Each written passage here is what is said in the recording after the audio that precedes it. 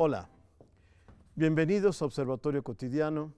Soy Fernando Castañeda y el día de hoy vamos a hablar del activismo digital, del Internet a la realidad. Y nos acompañan para conversar sobre este tema Arne Ausden-Ruden, de Poder Antigandaya, Rodrigo Espejel, promotor de activismo de Amnistía Internacional, México, y Edith Martínez, coordinadora de comunicación de Greenpeace. Gracias por estar aquí. Bueno, ¿qué es esto del activismo digital? A ver, coméntame. Pues el activismo digital, como por definición, se refiere a la gente actuando, sumándose a una causa social a través de del Internet, ¿no? Como plataforma, y a través de las redes sociales, a través de, pues no sé, la última década, este movimiento, estas formas de participación de la gente aumentaron, ¿no? Movimientos como el 15 de marzo, ¿no? La primavera árabe, etcétera, son como ejemplos muy claros del activismo digital que a través de las redes sociales convocan a acciones de gran número de personas para lograr algún fin, ¿no? Entonces, así es más o menos como se define el activismo. El tema de la primavera árabe es un tema hasta la fecha muy controvertido, ¿no? Claro. O sea, hubo activismo digital, pero también parece que digamos que las organizaciones religiosas tuvieron un papel muy importante. O sea, no era solo un movimiento espontáneo de la ciudadanía, sino también ahí hubo, digamos, encontraron ese espacio de las organizaciones religiosas, ¿no? Que sería todo un tema, ¿no? Sí, de hecho, en Amnistía Internacional, bueno, sí, evaluamos todo esto como un buen impacto, o sea, más allá ahora de la forma y lo demás, pero más bien como fue un buen medio en el que las personas se pudieran movilizar de manera rápida y de manera contundente para generar un impacto, y eso es lo que Amnistía Internacional busca en las causas en las que está alineada y en las cosas en las que ve que vale la pena movilizarse, ¿no? Entonces, pero el impacto...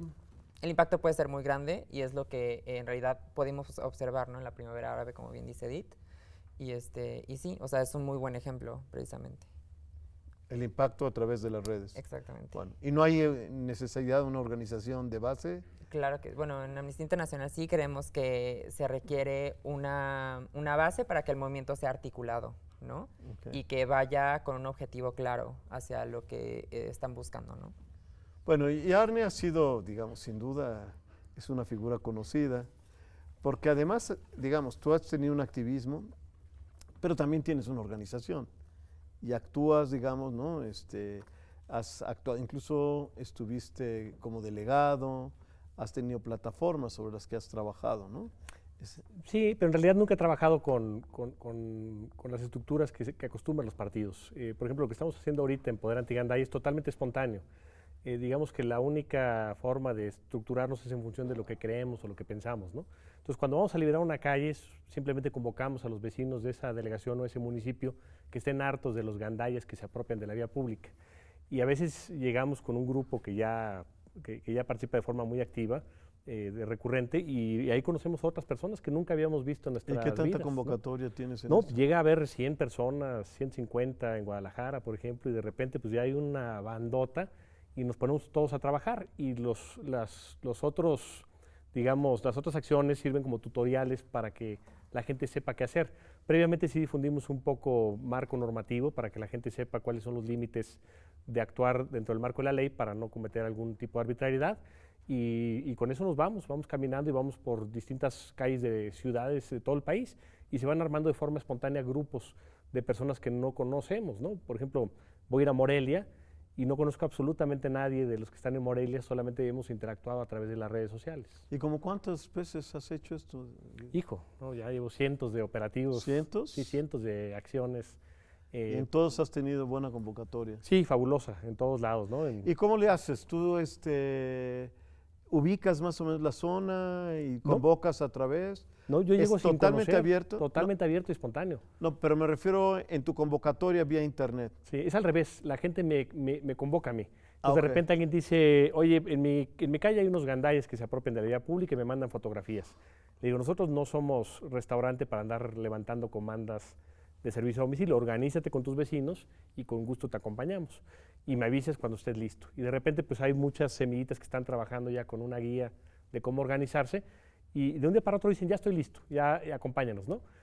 Acordamos la fecha por redes sociales también, de forma abierta, y de repente se empieza a sumar gente y dice, bueno, yo también voy, los acompaño, y se empiezan a abrir chats en otro tipo de redes sociales como WhatsApp o mensajes directos de Twitter, y empiezan a organizarse de cómo se van a hospedar, cómo se van a transportar. De repente sale pues, un dueño de un restaurante que dice, oye, yo les doy de comer a todos los de la brigada que vengan. Otro dice, yo pongo una casa para albergar a los voluntarios. Alguien dice, yo tengo una camioneta y la pongo para poder recoger las cosas. Otro dice, yo soy abogado y me ofrezco para poder litigar en caso de que haya un conflicto con las autoridades. Y se empieza a armar la bola. Y de repente también las autoridades empiezan a interactuar, empiezan a ver este movimiento y los alcaldes empiezan a ponerse a las órdenes, muchos de ellos decir, bueno, estamos aquí para servirles. Y a veces llegamos y hay patrullas, hay camionetas de gobierno, hay infraestructura pública para poder ayudarle a las autoridades a liberar la vía pública de obstáculos, ¿no? Pero es totalmente espontáneo, ¿eh? ¿Y tu experiencia en Greenpeace? Pues, como lo decía Rodrigo hace un momento también, sí hay como una estructura también dentro de la organización, ¿no? Como tal, para poder como generar estos espacios de participación para la gente y que sean como movimientos mucho más estructurados. Claro, una campaña de Greenpeace tiene como un gran impacto, un mayor impacto cuando se trata de temas que no solo se manifiestan a través de las redes sociales, sino que van acompañadas de toda una estructura de campaña alrededor, ¿no? Desde la parte de legal, la parte de investigación, ¿no? Desde tener un objetivo claro y decir, esto es lo que le vamos a pedir a la gente o esto es lo que necesitamos que la gente Y a lo mejor haga, es ¿no? igual que Arne, ¿no? O sea, tú atacan o no un tema en el que hay una afectación o alguna cosa así, y en la que ya hay gente que está molesta y ustedes se acercan a ellos, o ustedes pueden convocar independientemente y la gente responde. De repente Pues, ustedes descubren algún tema y lo pues va sacan por aunque no hay... Es de dos vías, ¿no? El trabajo de las organizaciones también.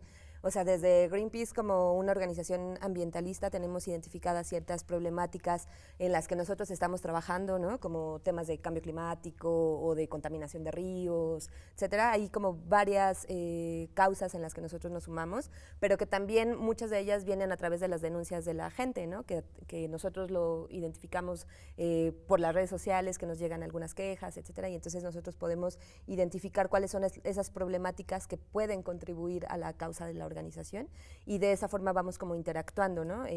También recientemente con Amnistía Internacional tuvimos un caso, ¿no? A través de, con Ildefonso Zamora. ¿Cuál fue el caso?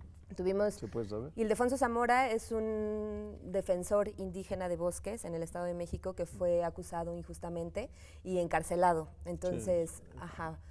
Amnistía lo declaró preso de conciencia, muy bien. Greenpeace ha trabajado con él, trabajó con él durante mucho tiempo en el tema de la protección de los bosques y cuando él se ve en esta situación, pues las organizaciones junto con el Centro Pro de Derechos Humanos empezamos a hacer como una campaña para pedir la liberación de Ildefonso y ahí hubo mucho activismo digital, ¿no? Hubo mucha gente que se sumó como a esta indignación y a exigir la liberación al Estado de México, a la Procuraduría del Estado de México y al final se logró, ¿no? Pero fue una estrategia que se hizo conjunta con las organizaciones, donde la gente se sumó por este interés genuino de conocer la historia de Ildefonso y pues pedir justicia para este caso y al final logramos la liberación, ¿no? Y ustedes, por ejemplo, en Amnistía Internacional participan, por ejemplo, en este caso, violación de derechos humanos, ustedes no solamente convocan en las redes, tratan de hacer asesoría legal, tratan de hacer otras cosas, ¿no? Sí, nosotros... ¿Cómo se estructura su...? Ajá. Nosotros hacemos la respuesta a las violaciones a derechos humanos a través como de un modelo de diferentes perspectivas, como reaccionando como de la teoría del cambio, ¿no? Queremos hacer el cambio en la vida de las personas y lo hacemos a través de el modelo de activismo, que es como el valor agregado que damos nosotros a las campañas. Hacemos incidencia en políticas públicas para que haya una plataforma sólida, para que esta plataforma tenga una plataforma sólida de derechos humanos, ¿no? Hacemos recaudación de fondos para mantenernos completamente como imparciales a cualquier gobierno y partido político y del activismo hacemos obviamente activismo digital y hacemos como de la forma física, ¿no? O sea, en calle. Pero el activismo digital en esta parte pues sí tiene como un valor agregado bastante alto porque de primera mano hace presión a tomadores de decisiones muy importantes, ¿no? En este caso fue a la PGR para que liberara a don Ildefonso, ¿no? Y fue sí, una campaña en conjunto con el Centro Pro y con Greenpeace. Entonces, y por ejemplo, hubo convocatoria de gente, mucha gente entre ustedes juntaron gente y fueron. Sí, hicimos nosotros junta de firmas, hicimos visibilización en redes, hizo la tormenta de tweets, que es también, o sea, hacer presión a tomar decisiones importantes, mandándoles un mensaje, mandándoles el mismo mensaje masivo y estresando un poco que la imagen pública de un tomador de decisiones es sumamente importante para ellos y para ellas, ¿no? Entonces, que ellos se vean puestos en la mira por el público en general a través de esta tormenta de tweets, genera presión y a través de esa presión se genera como esta liberación, ¿no? Entonces, ese es el valor agregado que se da como en el activismo digital. Al menos con Amnistía Internacional, ¿no? En el caso de Greenpeace es algo similar. Nosotros justo convocamos a la gente a firmar una petición en línea donde enviaban también una carta tanto a la Procuraduría del Estado de México, a Erubiel Ávila, ¿no? Como para que ellos se den cuenta de que hay mucha gente detrás del caso, siguiendo el caso, poniendo los ojos en las actuaciones de gobierno y en estas violaciones a derechos humanos, en temas no solo por la injusta encarcelación de Ildefonso, sino también como los problemas que hay detrás, ¿no? En el caso del medio ambiente, como era el interés de Greenpeace también, es que con Ildefonso trabajamos durante mucho tiempo en la defensa de los bosques, del bosque de agua, y que ahora el problema continúa. Entonces, que en realidad las acciones de gobierno tienen que ir más allá solamente de establecer algún anuncio, ¿no?, protocolario y tratar de echarse flores en los gobiernos, sino que tienen que poner atención en los problemas de fondo, como es la tala clandestina, como es el respeto a los derechos humanos, ¿no?, la justicia pronta, expedita desde todas las instancias. Entonces, bueno, nosotros hicimos como esta convocatoria, la gente mandaba cartas a través de correo electrónico a los tomadores de decisión y, bueno, pues saturas los correos, eso hace poner presión en ellos y que de alguna forma atiendan de una mejor manera las causas, ¿no? Y también subrayar que, o sea, Ildefonso Zamora es un caso emblemático, ¿no? O sea, como bien dijo, es un preso de conciencia, pero es un caso emblemático que estratégicamente se escogió porque está visibilizando una problemática mucho más grande, ¿no? Y eso es como Amnistía Internacional trabaja, ¿no? Se escoge un caso emblemático, ¿no?, de sus ejes de acción, ya sea derecho del medio ambiente, derecho de libertad de expresión, feminicidio, etcétera, para que se visibilice ese caso como más grande, ¿no? Vamos a hacer un corte y regresamos, por favor. Esto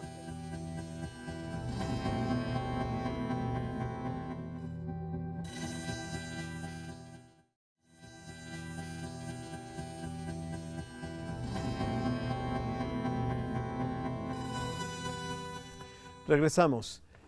Bueno, a mí me parece muy interesante y de verdad admiro mucho de los trabajos que se han logrado y de los jóvenes en su forma de participación y de acción política.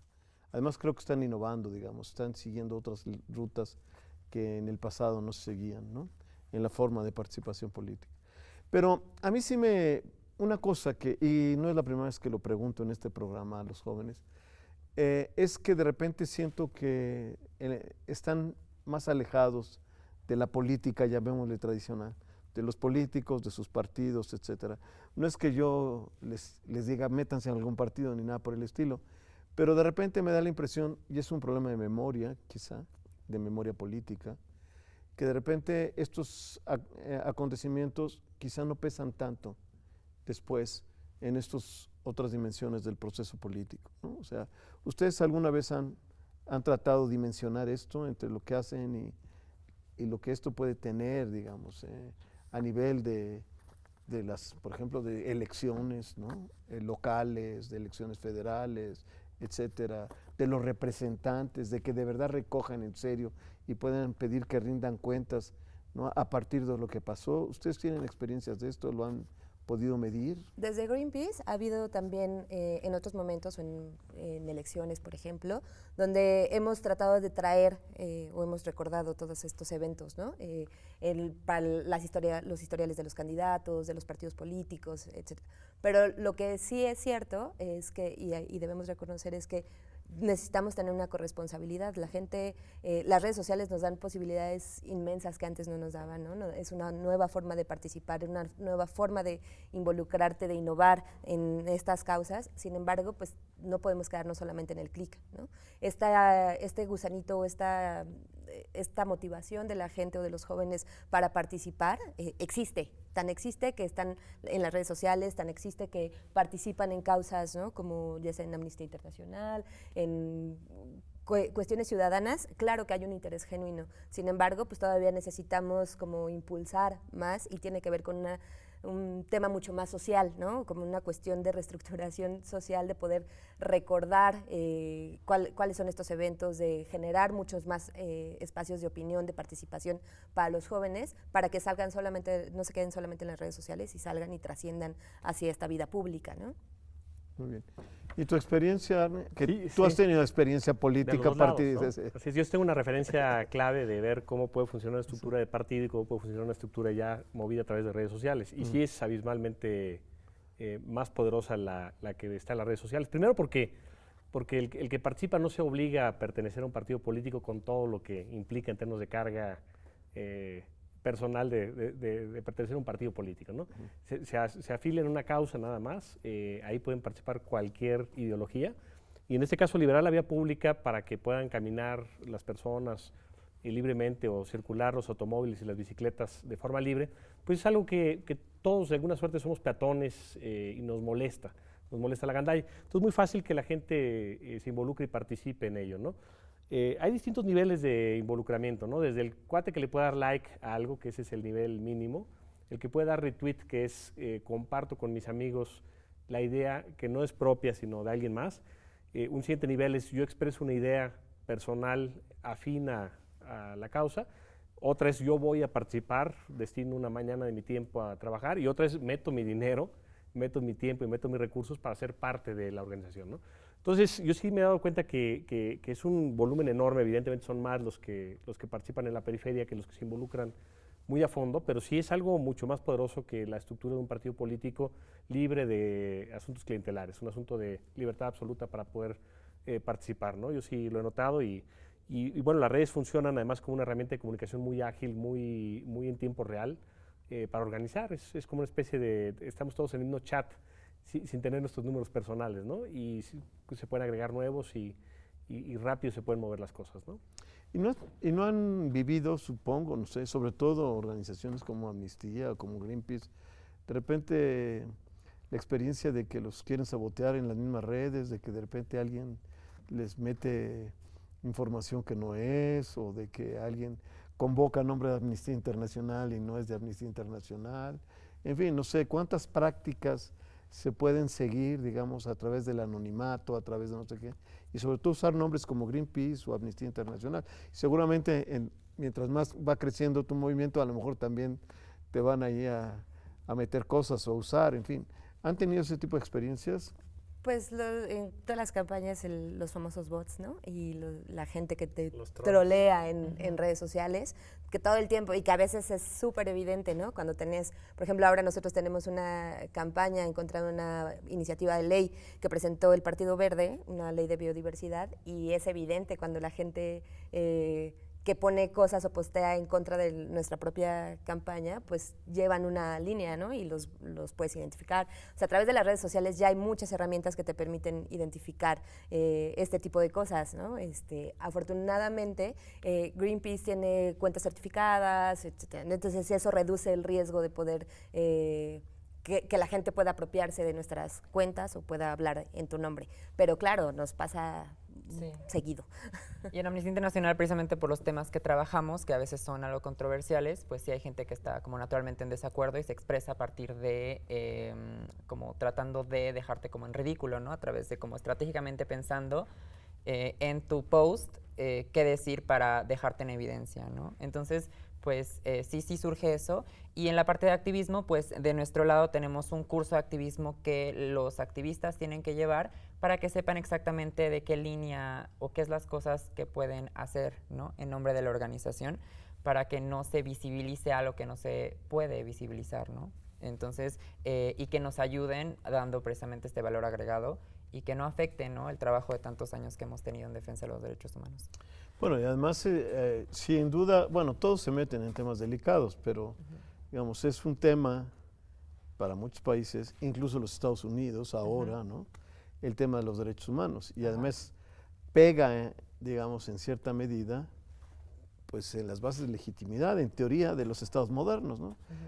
Creyendo que los estados son posliberales, democráticos y todo lo demás, digamos, les pega en el corazón la violación de derechos humanos. Ahí han de tener, pues, enemigos poderosos, ¿no? Pues más que enemigos, nosotros estamos ahí para dar como observaciones al Estado y que el Estado, en realidad, somos apartidistas, pero estamos del lado de los derechos humanos, ¿no? Que la defensa de los derechos humanos siempre esté ahí, ¿no? Que las políticas públicas tengan esa base sólida y que no violenten como la integridad y la dignidad de las personas, ¿no? Es eso. ¿Y no hay casos en los que ustedes se han visto así complicados? Pues entran Incluso, por complicaciones. ejemplo, este caso de... Sí, pues entran complicaciones dentro del trabajo en todos los ámbitos, ¿no? Entonces, Ahora, como estrategia, a propósito, es un tema de moda que, digamos, hablando de activismo digital y hablando de democracia y de toda la comunicación en redes, pues quizá es necesario hablar hoy a propósito de Trump. Todo esto que se ha llamado la posverdad, todo esto que se ha llamado, digamos, que tiene muchas connotaciones el tema, ¿no? Y incluso el concepto, no sé si es claro, no me gusta mucho, pero bueno, se volvió de moda el año pasado y todo el mundo lo usa, pero en el que se culpa en cierta medida una especie de saturación de información, básicamente en las redes, no exclusivamente, ¿no? También propaganda, ¿no? Y en la que empieza a haber todo tipo de mensajes, todo tipo de información, y por lo menos algunos lo interpretan como esta cuestión que le han llamado posverdad. Yo acepto, yo creo en lo que yo quiero creer, ¿no? Y no me importa lo que los demás digan. Y entonces hay un mercado enorme, ¿no?, de versiones de una cosa, un mercado enorme de información falsa, ¿no?, y que la gente, pues, al parecer, ¿no?, me queda claro que es un tema muy controvertido, por ejemplo, en las elecciones de Estados Unidos, al parecer, sí influyó, y hubo una serie de gentes que dijo, yo creo en esto aunque no demuestren nada, ¿no? Yo creo en esto y esto es lo que yo estoy de acuerdo. Digamos, ustedes no sienten que hay un reto, en el caso de México todavía creo que no llegamos a eso, pero ustedes no sienten que hay también hay un desafío muy importante. Por eso preguntaba lo de si les de repente los hackeaban o entraban, o sea, que de repente empieza a ver, porque hay recursos, porque hay gente, porque hay intereses, porque se ven afectados, porque a veces en los derechos humanos pues hay gente muy interesada en que ciertos temas no aparezcan, etcétera. ¿Ustedes no sienten si en México ya empieza a aparecer esto de repente campañas completas de mentiras a través de las redes, mensajes, y cómo los atienden ustedes o cómo los ven ustedes? Sí, lo triste que más son pagados con recursos públicos. Por ejemplo, a mí sí me toca meterme con alcaldes directamente. A veces me detuvieron en Cancún, la Policía Federal, en Guadalajara, y bueno, me toca evidenciar los errores policíacos al momento de detener a una persona, y pues siempre salgo libre a las 4 o 5 horas, y entonces vuelca un ataque hacia el alcalde, hacia la policía, y muchas veces la respuesta del alcalde, con independencia de qué partido, aquí son panistas, de Movimiento Ciudadano, del PRI, llegan agencias que ofrecen servicios para contrarrestar esa supuesta crisis en la que están metidos. Y bueno, como muchas veces los alcaldes no conocen de redes sociales, contratan a estos profesionales de los bots, que los que saben de redes sociales, pues es evidente distinguir cuándo es un bot y cuándo es una opinión genuina. Pero en términos de generar un trending tópico o algo, pues los bots sí logran generar algún tipo de tendencia. Y bueno, los gobiernos cada vez más contratan, y los partidos políticos, a estos engañabobos que venden estos robots cibernéticos para generar supuestamente conversaciones, que lo único que hacen es saturar la discusión, ¿no? Pero bueno, eso ya está para quedarse, no va a haber forma de regularlo. Lo que tenemos que hacer es aprender a distinguir cuándo son opiniones genuinas, aunque no vayan con nuestro punto de vista, que se haga un debate sano, cuando hay gente también agresiva, grosera, gente que no tiene capacidad de debatir, gente que no tiene capacidad de argumentar, gente francamente ofensiva, grosera, y luego son toda esta ola de cuates que tratan de generar a través de cuentas falsas y suplantando identidades, robándose fotografías, discusiones completamente falsas que se repiten 1000 veces, ¿no? Y sí, la red está inundada de todo esto y va a estar inundado, esto ya llegó para quedarse, ¿no? Bueno, lamentablemente se nos acabó el tiempo. La verdad es que es un tema fascinante, ¿no? Y yo cuando preguntaba esto también me imaginaba, digamos, es un tema que creo que es muy importante y quizás se necesitan otros espacios que orienten a la opinión pública, ¿no? Como ocurrió también en la prensa escrita, ¿no? De especialistas, de gente que pueda orientar y que diga esto es falso, ¿no? Esto hay que entenderlo así, en fin, no lo sé. Se nos acabó el tiempo. Muchísimas gracias. Realmente espero que nos volvamos a reunir para seguir conversando sobre esto.